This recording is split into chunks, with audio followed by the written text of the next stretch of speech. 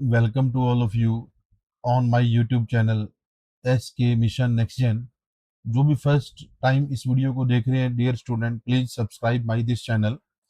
Today we will discuss about Gupta empire. तो चलिए student, हम आज के टॉपिक की तरफ मूव करते हैं। आज का जो हमारा टॉपिक है गुप्त वंश के बारे में है। तो हम जानते हैं गुप्त वंश के सबसे पहले हम परिचय के बारे में जानेंगे, इंट्रोडक्शंस के बारे में। गुप्त डिनास्टी जो थी, गुप्त वंश प्राचीन भारत के इतिहास के सबसे शक्तिशाली और गौरवशाली राजवंशों में से एक था। अगर हम देखेंगे इसने उत्तर भारत में एक मजबूत और एकीकृत साम्राज्य की नींव रखी। गुप्तों को भारत का स्वर्ण युग कहा जाता है क्योंकि राजनीति, प्रशासन, अर्थव्यवस्था, कला, साहित्य, अगर हम बात करेंगे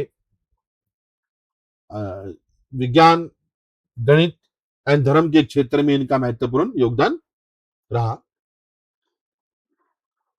इस राजवंश की स्थापना महाराजा श्रीगुप्त ने की थी और इसकी वास्तविक जो अगर हम बात करेंगे रियल पावर, जो इसको वास्तविक शक्ति देने वाले जो शासक थे वो थे चंद्रगुप्त प्रथम। अंपायर जो है समुद्रगुप्त और उसके बाद के शासकों के अधीन साम्राज्य का सबसे अधिक विस्तार हुआ। अगर हम इस मैप के हिसाब से देखेंगे, गुप्तों का जो शासन मुख्यतः उत्तर भारत में था और इनका मुख्य क्षेत्र मगध, पाटलिपुत्र के आसपास था। समुद्रगुप्त के अधीन साम्राज्य का विस्तार पश्चिम में सिंधु नदी से लेकर पूर्व में बंगाल की खाड़ी तक तथा दक्षिण में नर्मदा नदी तक हुआ। अगर हम यहाँ पे देखेंगे, इसके अंदर गुप्त अंपायर जो साम्राज्य की अगर हम बात करेंगे, founded by Srigupta and real power establish करने वाले चंद्रगुप्त प्रथम एंड ग्रेटेस्ट रूलर की अगर हम बात करेंगे समुद्रगुप्त, और इसको स्वर्ण युग भी कहा जाता है और काफी ज्यादा उपलब्धियां प्राप्त की अलग अलग क्षेत्रों के अंदर। आइए डियर स्टूडेंट, नेक्स्ट स्लाइड की तरफ हम मूव करेंगे। तो यहाँ पे कुछ इंपॉर्टेंट शासक को क्रोनोलॉजिकल ऑर्डर में दर्शाया गया। श्रीगुप्त, देन घटोत्कच, चंद्रगुप्त प्रथम, समुद्रगुप्त, देन चंद्रगुप्त द्वितीय या फिर इसको विक्रमादित्य भी कहेंगे, कुमारगुप्त वन एंड स्कंदगुप्त। इसमें से सिर्फ हम इंपॉर्टेंट करेंगे डियर स्टूडेंट। सबसे पहले हम जानेंगे चंद्रगुप्त प्रथम के बारे में। Timeline 319 to 335। महाराजा धीराज की उपाधि धारण करने वाला पहला गुप्त शासक। मजबूत राजनीतिक आधार पर गुप्त साम्राज्य की स्थापना की इनके द्वारा। लिच्छवी राजकुमारी कुमार देवी से वैवाहिक संबंध स्थापित किया जिससे गुप्तों की प्रतिष्ठा और क्षेत्रीय प्रभाव बढ़ा। गुप्त संपत्ति का प्रारंभ किया एंड प्रसिद्ध चंद्रगुप्त कुमार देवी स्वर्ण मुद्राएं जारी की। इनके द्वारा जो सोने की मुद्राएं जारी की उसमें खुद की आकृति और इनकी पत्नी कुमार देवी की हमें आकृति देखने को मिलती है। अगर हम देखेंगे समुद्रगुप्त के बारे में, 335 से 375, इनको भारत का नेपोलियन के नाम से भी जाना जाता है, वी ए स्मिथ के द्वारा। इनकी उपलब्धियों का वर्णन प्रयाग प्रस्ती इलाहाबाद स्तंभ लेख में मिलता है जिसे हरिसेन ने रचा। असम में यज्ञ किया। संगीत, कला और साहित्य के संरक्षक थे। इनके द्वारा जो जारी की गई स्वर्ण मुद्राएं थी उनमें हमें वीणा टाइप या असममेध टाइप के हमें इनके शासनकाल की सोने की मुद्राएं देखने को मिलती है। नेक्स्ट शासक चंद्रगुप्त विक्रमादित्य है। इन्होंने पश्चिमी क्षत्रप शकों को पराजित कर मालवा, गुजरात और सौराष्ट्र को साम्राज्य में मिलाया और विक्रमादित्य की उपाधि धारण की। सामरिक स्थितियों और पश्चिमी बंदरगाहों के साथ व्यापार के कारण उज्जैन को दूसरी राजधानी बनाया। महरौली लौह स्तंभ लेख को सामान्यतः चंद्रगुप्त द्वितीय से संबंधित माना जाता है और इसमें उनकी सैन्य उपलब्धियों का स्मरण मिलता है। अगर हम बात करेंगे यहाँ पे कला, साहित्य और संस्कृति एंड समृद्धि को इनके द्वारा भी प्रमोट किया गया। एंड हम जानते हैं फाहियान के बारे में। फाहियान जो चीनी यात्री थे, चंद्रगुप्त द्वितीय के शासन काल में इन्होंने भारत की यात्रा की। बट डियर स्टूडेंट, यहाँ से काफी अच्छा क्वेश्चन बनता है कि भाई इनका मेन ऑब्जेक्टिव क्या था। इनका मुख्य उद्देश्य धार्मिक था, बुद्ध की पवित्र भूमि की यात्रा करना, बौद्ध मठों का निरीक्षण करना और चीन के लिए बौद्ध पांडुलिपियों एकत्रित करना। अगर हम बात करेंगे, उन्होंने राजनीतिक मामलों में बहुत ही कम रुचि दिखाई। उनका विवरण हमें मुख्यतः बौद्ध संस्थाओं, समाज और धार्मिक जीवन पर केंद्रित है। तो ये वेरी वेरी मोस्ट इंपोर्टेंट है स्टूडेंट्स। आइए हम नेक्स्ट स्लाइड की तरफ मूव करते हैं। नेक्स्ट जो शासक कुमारगुप्त प्रथम, तो चंद्रगुप्त द्वितीय के बाद जो ये शासक बने और गुप्त साम्राज्य की इन्होंने स्थिरता बनाए रखी। इनको महेंद्र द्वितीय की उपाधि धारण की, सोने, चांदी और तांबे की विभिन्न प्रकार की मुद्राएं जारी की, ब्राह्मण धर्म के संरक्षक थे, साथ ही अन्य धर्मों को समर्थन दिया। एंड नालंदा महाविहार की स्थापना का श्रेय परंपरागत रूप से कुमारगुप्त प्रथम को दिया जाता है।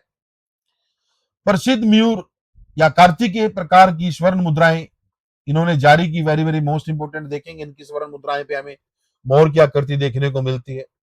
इनके शासन के अंतिम चरण में पुष्यभूति या पुष्यमित्र के द्वारा आक्रमण हुआ। तो जानेंगे हम नेक्स्ट रूलर के बारे में, स्कंदगुप्त। स्कंदगुप्त गुप्त साम्राज्य के अंतिम और महान शासक थे। हुणों को सफलतापूर्वक इन्होंने पराजित किया। अगर हम बात करेंगे, पुष्यमित्र को भी इन्होंने दबाया या कुचला। सुदर्शन झील के बांध की मरम्मत कराई। तो डियर स्टूडेंट, जूनागढ़ इंस्क्रिप्शंस के बारे में सभी स्टूडेंट ने अच्छे से पढ़ा होगा। जूनागढ़ इंस्क्रिप्शंस में सुंदर सुदर्शन लेक का जिक्र है। तो स्टूडेंट, सुदर्शन लेक का निर्माण किसने किया था? मौर्य वंश के शासक चंद्रगुप्त मौर्य के एक मंत्री थे पुष्यगुप्त, उनके द्वारा। और इसका पहला मरम्मत शक वंश के शासक रुद्रदमन वन ने किया, हमें जूनागढ़ इंस्क्रिप्शंस में देखने को मिलता है। बट सेकंड टाइम मरम्मत किसने कराई? स्कंदगुप्त गुप्त वंश के शासक के द्वारा। लगातार युद्ध के कारण आर्थिक दबाव का सामना करना पड़ा। भीतरी अभिलेख में पुष्यमित्रों पर उनकी विजय तथा वंशावली संबंधी जानकारी मिलती है। एंड जूनागढ़ शिलालेख में सुदर्शन लेक की मरम्मत का उल्लेख मिलता है। और उनके शासन के बाद गुप्त साम्राज्य क्रमिक पतन के दौर में प्रवेश कर गया। तो डियर स्टूडेंट, यहां तक सभी को अच्छे से हर फैक्ट समझ में आया होगा।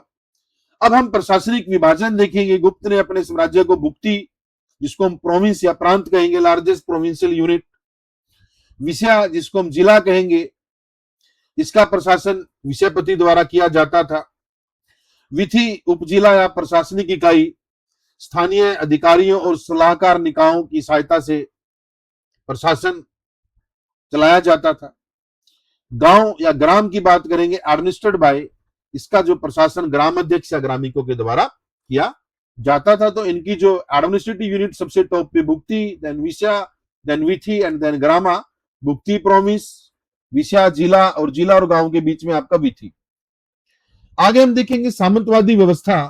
गुप्तों ने सामंत व्यवस्था के विकास को प्रोत्साहित किया। सामंत गुप्तों की सर्वोच्च सत्ता स्वीकार करते हुए आंतरिक स्वायत्तता का आनंद लेते थे। वे कर, श्रद्धांजलि देना, सैनिक उपलब्ध कराते थे और आवश्यकता पड़ने पर शाही दरबार में उपस्थित भी होते थे। महत्वपूर्ण सामंत महाराज, सामंत और महासामंत जैसी उपाधि धारण करते थे। समय के साथ ये सामंत अधिक शक्तिशाली होते गए, जिससे केंद्रीय सत्ता कमजोर होती गई। ये भी बड़ा इंपॉर्टेंट रीजन था गुप्त के डिक्लाइन का। और हम यहाँ पे देखेंगे डियर स्टूडेंट, सील ऑफ सामंत, सामंत की सील जिसमें फ्यूडेटर चीफ को यहाँ पे दर्शाया गया है। कुमारगुप्त मेंटेन स्टेबिलिटी, प्रोस्पेरिटी, जबकि स्कंदगुप्त ने प्रोटेक्ट किया था साम्राज्य को फॉरेन इन्वेजन से। But rise of feudatories gradually weaken the central power, उनकी वजह से सेंट्रल पावर वीक हुई, जिससे गुप्तों का पतन हुआ। डियर स्टूडेंट, नेक्स्ट स्लाइड की तरफ मूव करते हैं हम। सेंट्रल गवर्नमेंट गुप्त साम्राज्य में वसानुगत राजतंत्र था। राजा महाराजा धीराज जो टाइटल था इनका, इनके द्वारा प्रशासन, न्याय और सैन्य मामलों में सर्वोच्च अधिकारी था। राजा को मंत्री परिषद की सहायता प्राप्त होती थी कोई भी फैसला लेने में। एंड इंपॉर्टेंट अधिकारी में अगर हम देखेंगे महामंत्री, जिसको हम प्रधानमंत्री राजा का मुख्य सलाहकार, महाबलाधिकृत महासेनापति सेना का प्रधान या सेनापति कहेंगे, महादंड नायक प्रमुख न्यायिक एंड सैन्य अधिकारी, एंड संधि विग्रही युद्ध शांति और विदेशी मामलों का मंत्री फॉरेन अफेयर को देखने वाला, और बंडा गार्धिकृत राजकीय कोष का अधीक्षक। तो यहाँ पे हम देखेंगे प्रोविंशियल एडमिनिस्ट्रेशन के बारे में। साम्राज्य को उन्होंने भुक्ति में विभाजित किया गया था और प्रांतों का शासन राजा द्वारा नियुक्त उपारिका द्वारा किया जाता था। कुमार अमात्य वरिष्ठ नागरिक अधिकारी थे और उन्हें महत्वपूर्ण प्रशासनिक जिम्मेदारियां दी जाती थी। आयुक्त राजस्व संग्रह और शाही आदेशों के अमल के लिए जिम्मेदार कार्यकारी अधिकारी थे। जिलों का प्रशासन विषयपतियों द्वारा किया जाता था और प्रशासनिक पदों पर केवल उच्च वर्ण तक ही सीमित नहीं थी। अभिलेख योग्यता और राजकीय विश्वास के आधार पर नियुक्तियों का संकेत देते हैं। यहाँ पे गुप्त प्रशासन में केंद्रीकृत राजतंत्र के साथ साथ विकेंद्रीकृत प्रांतीय प्रशासन का संयोजन था। अगर हम यहाँ पे देखेंगे दामोदर कॉपर प्लेट इंस्क्रिप्शन से हमें प्रशासनिक व्यवस्था के बारे में महत्वपूर्ण जानकारी मिलती है। इसके बाद अगर हम देखेंगे गुप्त की जो सेना थी, गुप्त की सेना 4 प्रमुख शाखाएं थी जिसे चतुरंग बल कहा जाता था। इसमें अश्व सेना, घुड़सवार सैनिक, तेज गति और अचानक हमलों के लिए उपयोग किए जाते थे। पैदल सेना सेना की मुख्य शक्ति होती थी, तलवार, भाले और ढाल से लैस होते थे। गज सेना युद्ध हाथियों का उपयोग शत्रु की सैन्य संरचना और मनोबल को तोड़ने के लिए और भय उत्पन्न करने के लिए इसका उपयोग किया जाता था। रथ सेना घोड़ों द्वारा खींचे जाने वाले रथ युद्ध में सहायता और आक्रमण के लिए उपयोग किए जाते थे। अगर हम यहाँ पे जानेंगे डियर स्टूडेंट इंपॉर्टेंट फैक्ट में, अश्व सेना गुप्त की सबसे प्रभावशाली शाखा थी। गुप्तों के पास स्थायी सेना थी, जबकि सामंत द्वारा सैन्य अभियानों के समय अतिरिक्त सेना उपलब्ध करवाई जाती थी। और राजा सशस्त्र सेनाओं का सर्वोच्च सेनापति था और उसे महासेनापति की सहायता प्राप्त होती थी। और गुप्त अभिलेखों से पता चलता है कि कई सैन्य अधिकारियों और नागरिक अधिकारियों के पास प्रशासनिक तथा सैन्य दोनों प्रकार की जिम्मेदारियां होती थी। तो आई होप यहां तक आप सभी को एक एक फैक्ट अच्छे से समझ में आया होगा। तो चलते हैं नेक्स्ट स्लाइड की तरफ। भूवर्गीकरण में अक्षेत्र, काफी क्वेश्चन आते हैं डियर स्टूडेंट। यहां से अक्षेत्र वो एक एरिया था जिसमें खेती योग्य भूमि जिसका नियमित रूप से कृषि के लिए उपयोग किया जाता था। खिल बंजर या फिर अन उपजाऊ भूमि जिसे खेती के योग्य बनाया जा सकता था। अपहृत, अपहृत एक ऐसी वन भूमि या वर्जिन भूमि जिसको कहेंगे जिसे अभी तक साफ करके कृषि योग्य नहीं बनाया गया था। वस्ती रहने योग्य या फिर आवासीय भूमि जहां पर बस्तियां और गांव बसे हुए थे। गोपत सारहा या फिर गोपत सारहा चरगाह भूमि जो गांव और अन्य पशुओं के चरने के लिए सुरक्षित थी। तो यहां से काफी क्वेश्चन आते हैं डियर स्टूडेंट काफी एग्जाम्स के अंदर। एग्रीकल्चर गुप्त की अर्थव्यवस्था की रीढ़ थी। मेन फसलें चावल, गेहूं, जौ, दलहन, गन्ना, तिलहन। और महत्वपूर्ण फैक्ट में हम जानेंगे जो पहाड़पुर ताम्रपात्र अभिलेख गुप्त काल में भूमि अनुदान, कृषि और कृषि प्रशासन के बारे में महत्वपूर्ण प्रमाण प्रदान करता है। खिल और अपहृत भूमि की अगर हम यहां पे बात करेंगे को कृषियों का बनाकर कृषि क्षेत्र का यहां पे विस्तार किया गया, इसके बारे में हमें जिक्र मिलता है। खिल एंड अपहृत, इसका हमें पहाड़पुर कॉपर प्लेट इंस्क्रिप्शन में जिक्र मिलता है। आगे हम देखेंगे सिंचाई के बारे में। इरिगेशन सिंचाई के लिए कुओं, तालाब, नहरों, नदियों का उपयोग किया जाता था। और नारद समृद्धि के अनुसार 2 प्रकार के बांध का उल्लेख मिलता है जिसको हम डाइक कहेंगे। यहाँ पे भद्रे, भद्रे बेसिकली यहाँ पे कृषि भूमि को बाढ़ से बचाने के लिए बनाया गया बांध। एंड खार सिंचाई के लिए पानी को इकट्ठा करना और नियंत्रित करने हेतु बनाया गया बांध। एंड इंपॉर्टेंट फैक्ट देखेंगे, जल गिरमहा नामक जल निकासी नहरें खेतों में जल भराव और बाढ़ को रोकने के लिए बनाई गई थी, और इसका उल्लेख हमें अमर सीमा से संबंधित परंपरा में मिलता है। कैनाल, नहरों में पानी केवल नदियों से ही नहीं बल्कि तालाबों और झीलों से भी आता था, जिससे कृषि उत्पादन बढ़ता था। और गुजरात की सुदर्शन झील गुप्त काल में एक महत्वपूर्ण सिंचाई के लिए जलाशय थी और कृषि को लगातार सहायता देती रही है। कर व्यवस्था देखेंगे, भाग राज्य का प्रमुख कर था। सामान्य कृषि उपज का 1/6 यानी छठा भाग कर के रूप में लिया जाता था। कुछ परिस्थितियों में 1/4 तक बढ़ सकता था। और महत्वपूर्ण तथ्य देखेंगे, विस्थी, यहाँ पे राज्य द्वारा लगाए जाने वाला अनिवार्य श्रम, विशेषकर सार्वजनिक कार्य, परिवहन और अन्य सरकारी कार्यों के लिए बिना किसी पैसे के जो काम की लिया जाता है श्रमिक से, उसको कहेंगे बेगार, जैसे फोर्स लेबर। लैंड रेवेन्यू भाग, जिसको भूमि राजस्व कहेंगे, गुप्त काल में राज्य की आय का मुख्य स्रोत था। तो गुप्त प्रशासन कुशल और सुव्यवस्थित था। कृषि, भूमि प्रबंधन, सिंचाई और राज्य के सहयोग के कारण कृषि का विकास हुआ, जबकि कर व्यवस्था ने साम्राज्य को वित्तीय मजबूती दी। तो डियर स्टूडेंट, आपको इरिगेशन, टैक्सेशन, एग्रीकल्चर के बारे में समझ आया होगा अच्छे से। आइए हम सोसाइटी के बारे में जानते हैं। समाज एक कठोर वर्ण व्यवस्था पर आधारित था। राजकीय संरक्षण और भूमि अनुदान के कारण ब्राह्मणों की सर्वोच्चता अधिक मजबूत हुई। व्यवसायों के विविधीकरण के कारण विभिन्न मिश्रित जातियों की यहाँ पे संख्या बढ़ी। अनटचेबिलिटी, अस्पृश्यता अधिक स्पष्ट हुई। फायान ने तो बस्तियों के बाहर रहने वाले जो चंडाल थे उनका भी उल्लेख किया है। गिल्ड, जिसको हम श्रेणी कहेंगे, शहरी समाज में महत्वपूर्ण भूमि निभाती है, एक group of the merchant and the artisans. Women देखेंगे, वैदिक काल की तुलना में महिलाओं की स्थिति में गिरावट आई। बाल विवाह अधिक प्रचलित हो गए। सती प्रथा का प्रचलन था, हालांकि यह व्यापक नहीं था।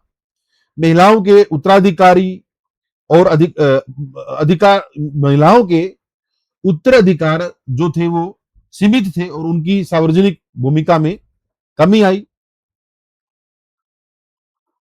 अगर हम देखेंगे, एरन अभिलेख के एक जिक्र मिलता है 510 ईस्वी में, सती प्रथा के बारे में यहाँ पे प्रमाण मिलता है। इसमें गोपराज की पत्नी द्वारा उसके निधन के बाद समय को अग्नि के सम्मुख समर्पित करने का उल्लेख मिलता है, मतलब सती होने का उल्लेख मिलता है ईरान अभिलेख से।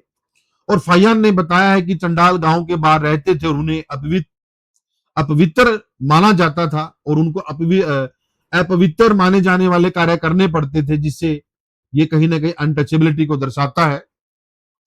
अगर हम व्यापार की बात करेंगे, ट्रेड, गुप्त काल में आंतरिक और बाहरी दोनों प्रकार के व्यापारों का विकास हुआ। व्यापार जो थे व्यापारी श्रेणियों के माध्यम से किया जाता था और व्यापार ने भारत को मध्य एशिया, दक्षिणी पूर्वी एशिया, श्रीलंका और भूमध्य सागरीय विश्व से जोड़ा।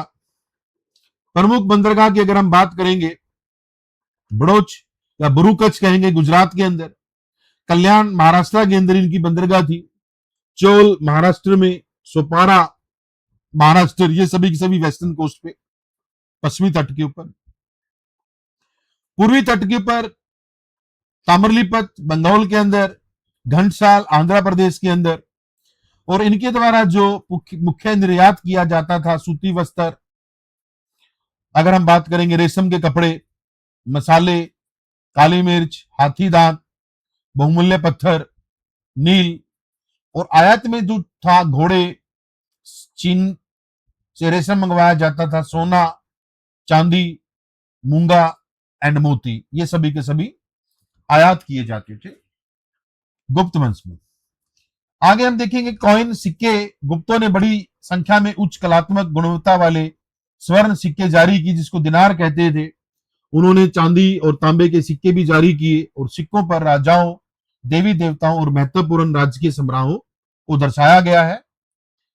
सिक्कों में अगर प्रकार देखेंगे, आर्चर टाइप, वीणा प्रकार, अश्वमेघ प्रकार, यहां पे देखेंगे टाइगर स्लेयर टाइप जिसमें टाइगर का वध दिखाया गया है, सिंह वध, घुड़सवार type and Mayur Kartikeya type, ये सभी के सभी गुप्त वंश के कॉइन थे।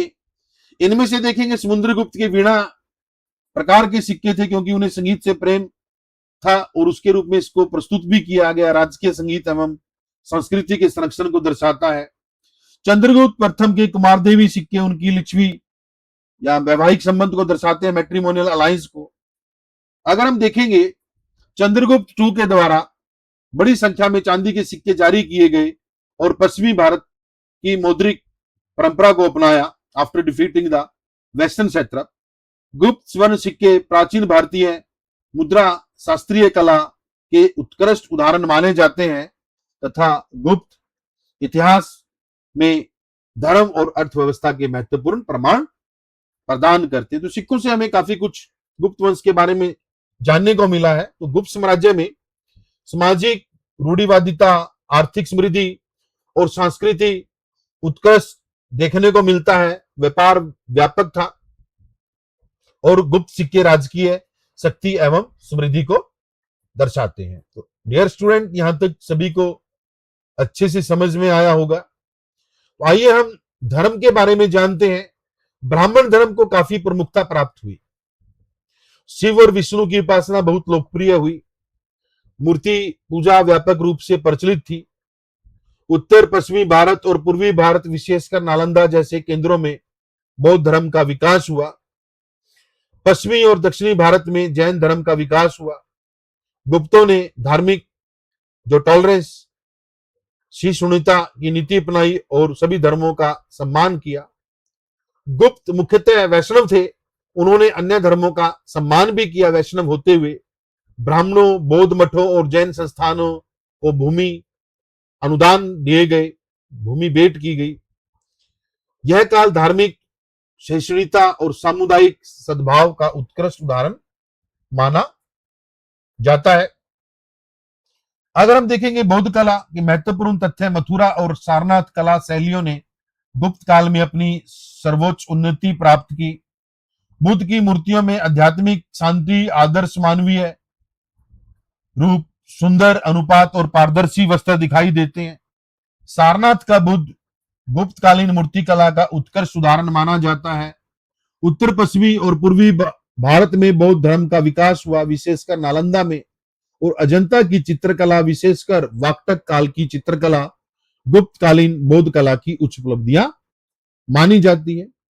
साहित्य देखेंगे हम यहाँ पे, कालिदास के द्वारा अभिज्ञान शाकुंतलम एंड मेघदूतम, विशाखा दत्त के द्वारा मुद्राक्ष, शूद्रक के द्वारा मृच्छकटिकम, भारवी के द्वारा कीर्तजूनियम, विष्णु शर्मा के द्वारा पंचतंत्र और आर्यभट्ट के द्वारा आर्यभट्टिया गणित एवं खगोल विज्ञान की महत्वपूर्ण रचना। इस काल को भारतीय साहित्य का स्वर्ण युग भी कहा जाता है। संस्कृत साहित्य अपने चरमोत्कर्ष पर पहुंचा, बड़े ही ऊंचाइयों पर पहुंचा। विज्ञान और ज्ञान के क्षेत्र में महत्वपूर्ण प्रगतियां हुई। अगर हम देखेंगे आर्यभट्ट गणित एवं खगोल विज्ञान, वरामिहिर खगोल विज्ञान एंड धन्वंतरी चिकित्सा को लेके यहाँ पे। कला एंड संस्कृति अगर हम देखेंगे, गुप्त काल को कला एवं संस्कृति का भी स्वर्ण युग माना जाता है। इसमें जो मंदिर वास्तुकला है, नगर शैली, जो खासकर उत्तर भारत में, जिसमें आपको वक्र आकार शिखर देखने को मिलते हैं, आपके चकोर गर्भगृह, जैसे हम देखेंगे देवगढ़ का 10 अवतार मंदिर उत्तर प्रदेश में बड़ा फेमस एग्जाम्पल है नगरा स्टाइल का। द्रविड़ शैली, पिरामिड आकार का विमान, रेक्टेंगुलर या आयतकार गर्भगृह, उदाहरण आपका टाइगर गुफा बदामी कर्नाटक के अंदर। मूर्तिकला देखेंगे, गुप्त कालीन मूर्तियां आध्यात्मिक सौंदर्य और कोमलता का आदर्श मिश्रण प्रस्तुत करती है। यह मुख्यतः बलुआ पत्थर, लाल पत्थर और कांस्य का इसमें प्रयोग किया गया है। देवगढ़ का विष्णु, सारनाथ का बुद्ध, अगर हम बात करेंगे लक्ष्मी और दुर्गा महत्वपूर्ण उदाहरण है। मानव आकृतियों में प्राकृतिक सौंदर्य है। अगर हम देखेंगे चार्म, सॉफ्ट मॉडलिंग, शांति भाव, भंगिमा और आदर्श रूप दिखाई देता है। एंड अन्य इंपॉर्टेंट फैक्ट में देखेंगे, गुप्त साम्राज्य में चित्रकला, संगीत, नृत्य और नाटक के क्षेत्र में महत्वपूर्ण प्रगति हुई। अजंता की चित्रकला वाकाटक काल से संबंधित है और गुप्त के समकालीन थे। शून्य सहित भारतीय अंक प्रणाली का विकास हुआ और आर्यभट्ट ने इसका प्रयोग किया। आयुर्वेद, धातुकर्म आदि क्षेत्रों में उल्लेखनीय प्रगति हुई और दिल्ली का लौह स्तंभ गुप्तकालीन धातु कर्म की उत्कृष्ट उपलब्धियां माना जाता है। अगर हम देखेंगे अजंता पेंटिंग, वाकाटक पीरियड, नालंदा विश्वविद्यालय, आयरन पिलर जिसमें आज तक अभी तक जंग नहीं लगा, अजंता केव, अजंता की गुफाएं एंड 10 अवतार टेम्पल देवगढ़ यूपी के अंदर। आइए स्टूडेंट नेक्स्ट स्लाइड की तरफ मूव करते हैं। हम जानते हैं इंपॉर्टेंट फैक्ट, संस्कृत गुप्त साम्राज्य की आधिकारिक भाषा तथा प्रशासन, अभिलेख और साहित्य की भाषा थी। प्राकृत का प्रयोग राजदरबार के बाहर और दैनिक जीवन में होता था। महिलाएं, शूद्र और सामान्य लोग प्राकृत बोलते थे, जबकि उच्च वर्ग के लोग संस्कृत का प्रयोग करते थे। बुद्ध साहित्य की अगर हम बात करेंगे, प्रारंभिक बौद्ध साहित्य मुख्यतः पाली में रचा गया। गुप्त काल में महायान बौद्ध विद्वानों ने संस्कृत में अधिक रचनाएं लिखी, हालांकि पाली का प्रयोग जारी रहा। जैन साहित्य, प्रारंभिक जैन साहित्य अर्धमगधी और शूरसेनी प्राकृत में लिखा गया और गुप्त काल के दौरान और उसके बाद अनेक जैन विद्वानों ने संस्कृत में भी रचनाएं की, जबकि धार्मिक प्रमाणिक ग्रंथों के लिए प्राकृत का प्रयोग जारी रहा। मृदभांड की अगर हम बात करेंगे तो यहाँ पे लाल मृदभांड गुप्त काल का सबसे सामान्य प्रकार का मृदभांड था और इसका व्यापक उपयोग घरेलू कार्यों में होता था। एंड साहित्य स्रोत देखेंगे, देव चंद्रगुप्तम, अगर हम बात करेंगे से देवी चंद्रगुप्त, चंद्रगुप्त द्वितीय एंड गुप्त दरबार की राजनीति के बारे में हमें महत्वपूर्ण जानकारी मिलती है। एंड मुद्राक्षा, इसकी कहानी चंद्रगुप्त मौर्य के समय पर केंद्रित है। यह गुप्त काल में विशाखा दत्त द्वारा लिखा गया था और उस समय की राजनीतिक विचारधारा को समझने में एक महत्वपूर्ण स्रोत है। अगर हम बात करेंगे यहाँ पे जो इनके टाइम पे महत्वपूर्ण अभिलेख के स्रोत, अधिकांश गुप्त अभिलेख संस्कृत में है और गुप्त ब्राह्मी लिपि में लिखे गए हैं। और गुप्त काल में प्रशासन, अगर हम बात करेंगे साहित्य और अभिलेखों की भाषा में संस्कृत का व्यापक प्रयोग हुआ है। एंड गुप्त इतिहास की 3 प्रमुख अभिलेखीय जो स्रोत हैं, अलाहाबाद स्तंभ लेख हरिसेन के द्वारा, समुद्रगुप्त की उपलब्धियों का प्रमुख स्रोत महरौली लौह स्तंभ लेख, चंद्रगुप्त द्वितीय से संबंधित महत्वपूर्ण स्रोत, एंड भीतरी स्तंभ लेख स्कंदगुप्त से रिलेटेड उनकी उपलब्धियों और हुणों आदि से संबंधित जानकारी हमें देता है। Damodar copper plate inscription, Damodar ताम्रपत्र अभिलेख, प्रमुख शासक कुमारगुप्त प्रथम, बुद्धगुप्त और विष्णुगुप्त, इन अभिलेखों से निम्नलिखित जानकारी मिलती है। हमें भूमि अनुदान और उनकी शर्तों के बारे में जानकारी मिलती है। प्रांतीय प्रशासन, अगर हम बात करेंगे पुंड्रवर्धन भुक्ति के बारे में जिक्र मिलता है।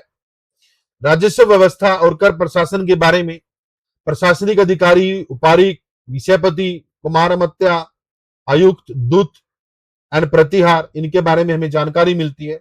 सामाजिक आर्थिक परिस्थितियों और कानूनी प्रक्रियाओं के बारे में यह सर्वोत्तम संस्कृत भाषा और गुप्त ब्राह्मी लिपि में लिखा गया है। अगर हम देखेंगे इलाहाबाद स्तंभ लेख समुद्रगुप्त के शासन का महत्वपूर्ण स्रोत, दिल्ली का लौह स्तंभ गुप्तकालीन धातुकर्म का उत्कृष्ट उदाहरण, भीतरी स्तंभ लेख स्कंदगुप्त की उपलब्धियों की जानकारी, एंड दामोदर ताम्रपात्र भूमि अनुदान और राजस्व व्यवस्था का महत्वपूर्ण स्रोत, एंड 7वीं गुप्त स्वर्ण मुद्राएं उच्च गुणवत्ता, कलात्मक सौंदर्य और ऐतिहासिक महत्व के लिए प्रसिद्ध है। एंड लास्ट स्लाइड देखेंगे स्टूडेंट, डिक्लाइन क्यों हुआ, गुप्त का पतन क्यों हुआ। सबसे बड़ा कारण हुनों के आक्रमण, विशेषकर तोरमान और मिहिरकुल के नेतृत्व में गुप्त साम्राज्य को कमजोर कर दिया। स्कंदगुप्त के बाद कमजोर और अयोग्य उत्तराधिकारी, शक्तिशाली सामंत के उदय से सत्ता का विकेंद्रीकरण हुआ। अगर हम बात करेंगे दूर दराज के व्यापार में गिरावट आई, जिससे राज्य के आय कम हुई। लगातार उत्तराधिकारी विवाद और राजनीतिक विखंडन बढ़ा। अत्यधिक भूमि अनुदान के कारण राज्य के राजस्व में कमी आई। और गुप्त साम्राज्य के बाद की स्थिति देखेंगे, गुप्त साम्राज्य कई क्षेत्रीय राज्यों में विभाजित हो गया। उत्तरवर्ती गुप्तों ने कुछ समय तक मगध में शासन किया। बाद में अगर हम देखेंगे कुछ regional power, Maukhari, Vakataka, Pushyabhuti and Maitraka जैसी क्षेत्रीय शक्तियों का उदय हुआ। गुप्त उत्तर काल के बाद हर्ष ने उत्तर भारत में बड़े हिस्से को पुनः एकजुट किया हर्षवर्धन के अंडर। इतिहासकार सामान्यतः गुप्त साम्राज्य का प्रभावी अंत 550 के आसपास मानते हैं। गुप्त साम्राज्य ने भारत में राजनीतिक एकता, अगर हम बात करेंगे, एंड सांस्कृतिक जागरण और आर्थिक समृद्धि की नींव रखी। और अगर हम बात करेंगे, गुप्त की विरासत ने कई शताब्दियों तक भारत की कला, संस्कृति, साहित्य और शासन व्यवस्था को प्रभावित किया। तो डियर स्टूडेंट, आई होप आज की वीडियो आपको सभी को अच्छी लगी, हर फैक्ट एंड कंटेंट को अच्छे से समझाया गया है। Thanks for watching this valuable video on Gupta empire. Please like, share, comment and subscribe. तो मिलते हैं डियर स्टूडेंट नेक्स्ट वीडियो में अच्छे फैक्ट और कंटेंट के साथ, और इजी वे में आपको हर चीज को कवर किया जाएगा, हर एग्जाम पॉइंट ऑफ व्यू से, चाहे वो सेंट्रल स्टेट एग्जाम हो, सेंट्रल गवर्नमेंट एग्जाम हो या फिर कोई स्टेट एग्जाम। तो तब तक के लिए बाय बाय डियर स्टूडेंट, मिलते हैं नेक्स्ट वीडियो में।